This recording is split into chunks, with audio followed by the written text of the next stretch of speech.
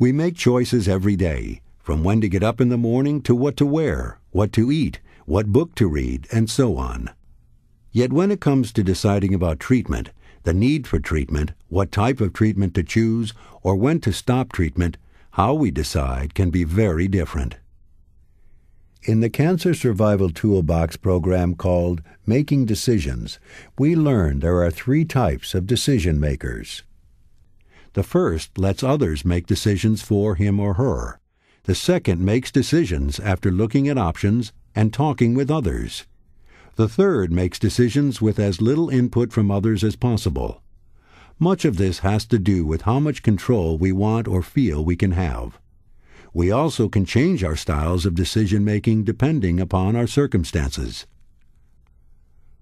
One of the most difficult decisions may be whether to continue or stop cancer treatments. Is the treatment no longer controlling my cancer? Would a clinical trial or experimental drugs be worth trying? Is the treatment success rate high enough that it's worth it to me to live with the symptoms I'm likely to face as a result of the treatment? Will I be giving up by asking to stop chemotherapy or radiation? Do I want to be kept alive with the help of technology and machinery? An equally difficult task is deciding who will make the decision to stop. Will it be my doctor, a family member, or me, the person with the disease? Let's listen in on a support group where the discussion focuses on stopping aggressive treatment. It's important to note that stopping treatment does not mean there is nothing else to be done. Good palliative care and symptom control are essential at this time. My doctor said the cancer's now in my liver and bones.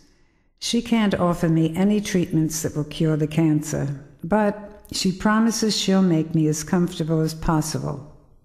I'm 75 and I've had a wonderful life, but my husband is not ready to let me go.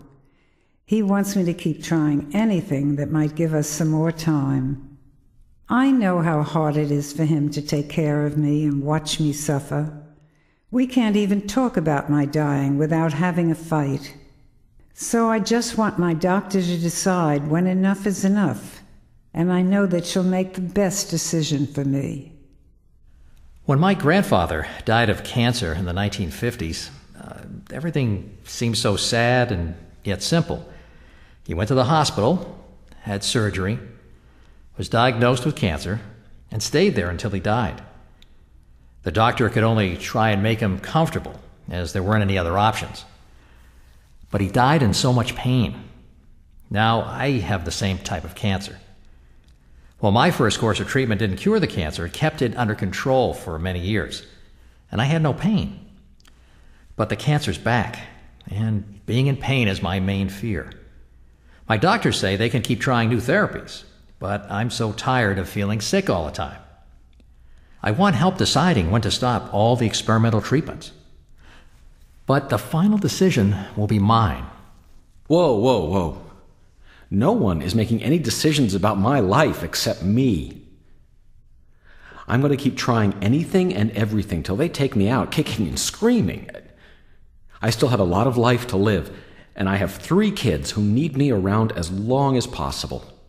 There's always a new treatment down the road, so I just need my doctors to keep things under control long enough to find it. I already stopped radiation. It just wasn't working.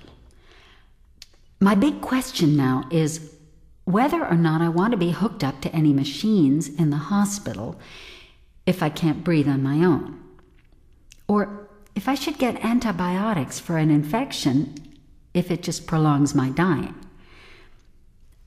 The quality of my life is very important to me, more so than how long I live. I also know I can change my mind at any time. I'm glad my family has told me that they will support whatever choice I make. You've all discussed very different ways to deal with continuing or stopping treatment. All of you are right because each of your decisions, even if you've decided that someone else will make decisions for you, reflect who you are now. What's important to notice is that what unites all these different decisions is that each of you has control over your situations in one way or another. Here are some other things I've learned. Refusing machines and technology or anything that prolongs your life or your suffering is not an act of neglect, but rather can be an act of love and respect. It is your choice. Accepting technology and medicines or anything that prolongs your life because you want to fight every step of the way is also your choice. Discussing your goals for care and your choices and responsibilities with your family, doctor, and hospice team is best done sooner rather than later. Make sure your wishes are known and have them in writing if possible. Also, keep in mind that you can change and adjust your goals at any time. Experiencing fears and doubts about having made the right choice is natural, and having your symptoms treated is your right.